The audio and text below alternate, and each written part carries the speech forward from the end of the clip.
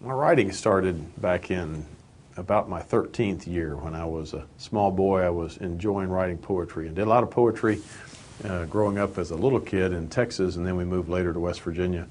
Mom and Dad said, keep a copy of everything you ever write. So I have stuff way back to those little manual typewriters from my handwriting when I was a third grader in early years, and then on into junior high school around 1967.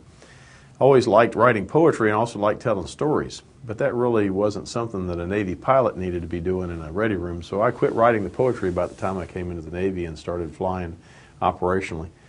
And through all the years that I was in the Navy, I wanted to be an astronaut.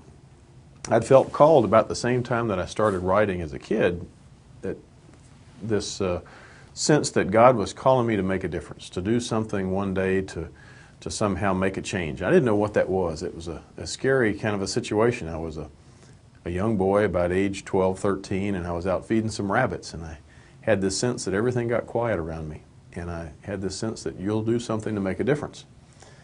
And with that came this sense that it had something to do with astronaut.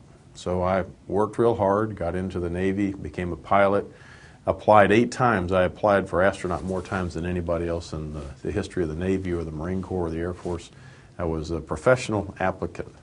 And I made it to the finalist stage in 1994, was a finalist with folks like Rick Husband, who was later the Columbia shuttle commander. Did not get selected and continued to try and to try.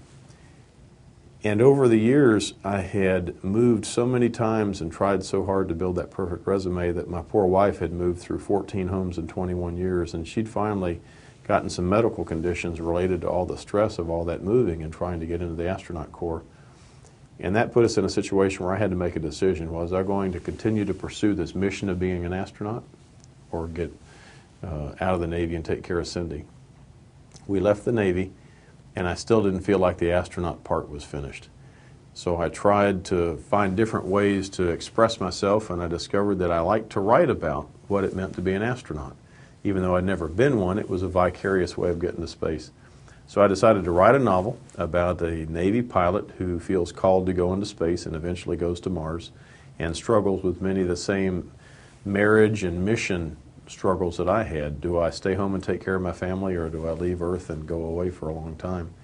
And in the process, I was blessed to find an agent, and once I found an agent, I was blessed to find several publishers with an interest, and eventually published a series of novels known as the Mars Hill Classified series.